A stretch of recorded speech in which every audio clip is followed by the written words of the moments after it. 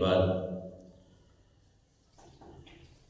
انسان کے جو معاشرتی معاملات ہیں اس دنیا میں، رہن سہن، ان میں ایک موضوع یا ایک بات ہے دوستی۔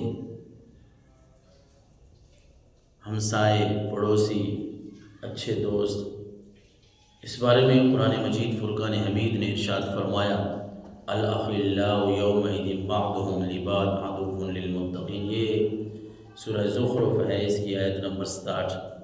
اس میں رب العالمین نے فرمایا کہ وہ دن بھی آنے والا ہے کہ سارے دوست ایک دوسرے کے دشمن بن جائیں گے، الا المتقین، ہاں صرف متقین اور پرہیزگار جو ہیں وہ ایک دوسرے کے کام آئیں گے۔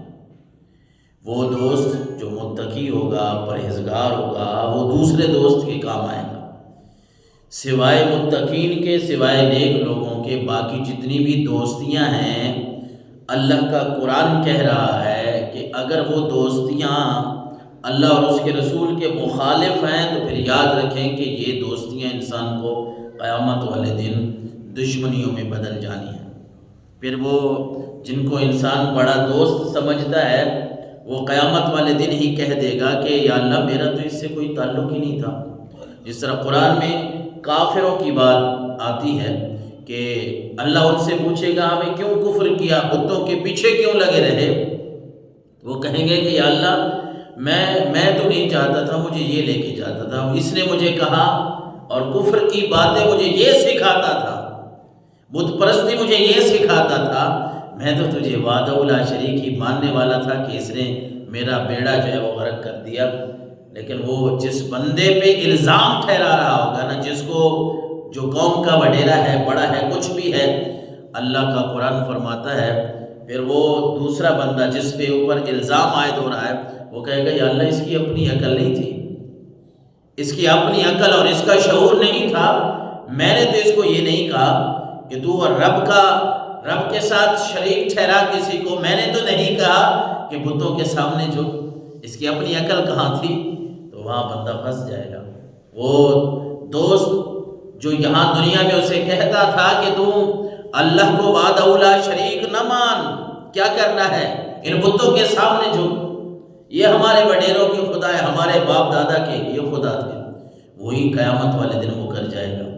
بلکہ وہ تو خود قرآن مجید فرقان حمید میں جو لوگ بتوں کی پوجا کرتے ہیں، رب نے فرمایا یہ معبود، جھوٹے خدا جو انہوں نے کھڑے ہوئے کہ خود ان سے روٹھ جائیں گے۔ وہ کہیں گے یا اللہ ہم نے تو کچھ نہیں کہا انہیں ہماری عبادت کرو، ہم تو ایسے نہیں ہیں، بلکہ کوئی بھی چیز ہے سبح للہ ما فی السماوات و ما فی الارض، زمین و آسمان کی ساری چیزیں وہ تو رب کو پکارنے والے ہیں، رب کی تسبیح بیان کرنے والی ہیں۔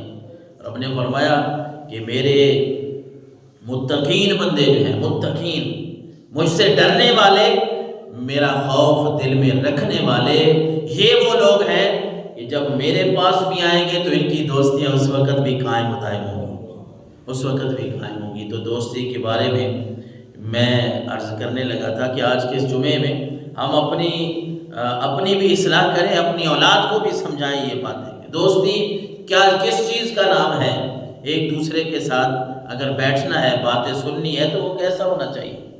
خود رسالت باب صلی اللہ علیہ وسلم نے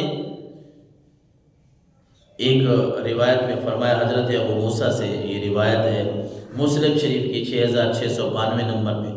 اس سے پہلے میں آپ کو ویسے ایک واقعہ سناؤں کہ حضرت دوستی جو ہے نا، اس کا بڑا اثر ہوتا ہے اس کا دوستی کا، کہ اگر دوست اچھے ہیں، ہمارے ساتھ جو بیٹھنے والے ہیں، اٹھنے والے ہیں، وہ لوگ اچھے ہیں، ہم ان کے ساتھ اٹھ کے بیٹھیں گے تو ظاہر ہے ہم بھی اچھا بنیں گے۔ صحبت صالح ترا صالح کنت، صحبت طالع ترا طالع کنت، بندہ اچھوں کی صحبت سے، سنگت سے اچھا بن جاتا ہے، بروں کی صحبت سے برا بن جاتا ہے۔ تو حضرت عبداللہ بن رواحہ اور حضرت ابو درداء، دو صحابہ کرام کا نام بڑے جلیل القدر صحابہ کرام ہیں۔ زمانہ جاہلیت میں ابھی کلمہ نہیں پڑا تھا، دونوں بڑے گہرے دوست تھے۔ دوستی تو پھر ایسی ہونی چاہیے، گہرے دوست ہیں۔ پھر حضرت عبداللہ بن رواحہ کہ دل کو اللہ نے روشن کر دیا، انہوں نے اسلام قبول کر لیا۔ حضرت عبداللہ بن رواحہ مسلمان ہو گئے۔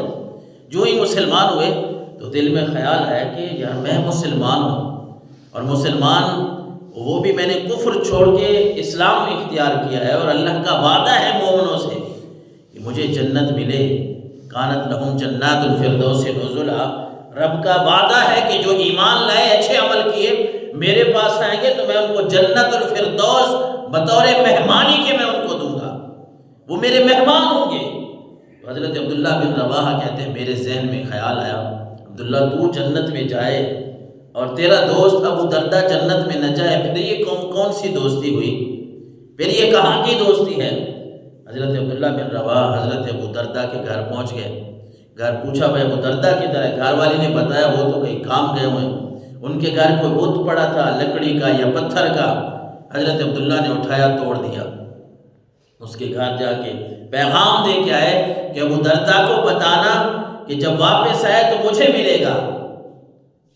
جب ابو دردہ گھر آئے، ماحول گھر میں ایسا دیکھا کہ بت ٹوٹا ہوا ہے، ظاہر ہے وہ بت تو ہم کہتے ہیں ہماری نظروں میں ان کی کوئی اوقات نہیں ہے، ان کے تو خدا ہیں۔